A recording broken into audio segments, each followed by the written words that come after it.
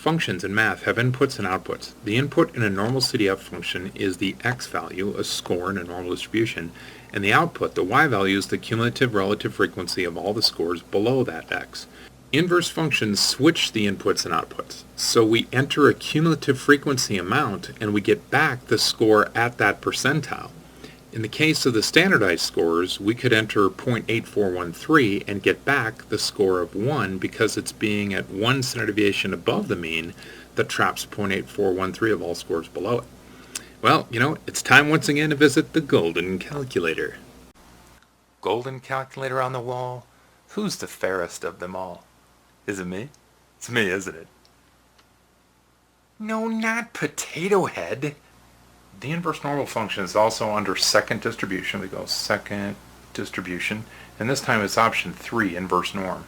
And so if we wanted to find the z-score that trapped 0.8413 below it, and we have our standard normal mean and standard deviation, we see this, we hit enter, we get 0.998, which is relatively 1. It's just a rounding error. So at a z-score of 1, that's where we trap 0.8413 below it.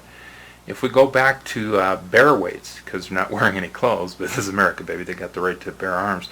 Anyway, so we go second distribution, option 3, and now if we wanted to find the weight of a bear that was at, let's say, the 70th percentile, we could type in 0.7, and then the mean average weight for bears, and the standard deviation for bears, and hit enter, and this would give us a weight of about 681 pounds would be the weight that's at the 70th percentile. Try this problem. Find the interquartile range of weights for the bears. To do this, we need to find the scores, and we know the proportions that we need, so we're going inverse function. Because we know the proportions, we need to find the scores. So we go second distribution, option 3, inverse norm.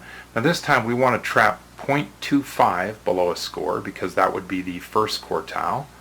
And we get that. That would be a weight of 633 pounds. And then, if we're sneaky, we can go second entry. If you want to go second entry on the calculator, it allows you to bring back up the inverse norm that you just used. And you could edit it by replacing it with 0.75. So that's a quicker way to do it.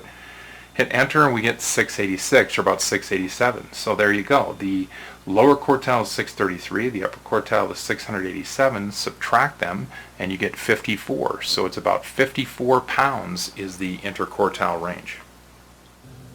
One last hint for getting full points on the AP free response questions. If you choose to show work using either inverse norm or norm CDF, clearly define both the mean and the standard deviation.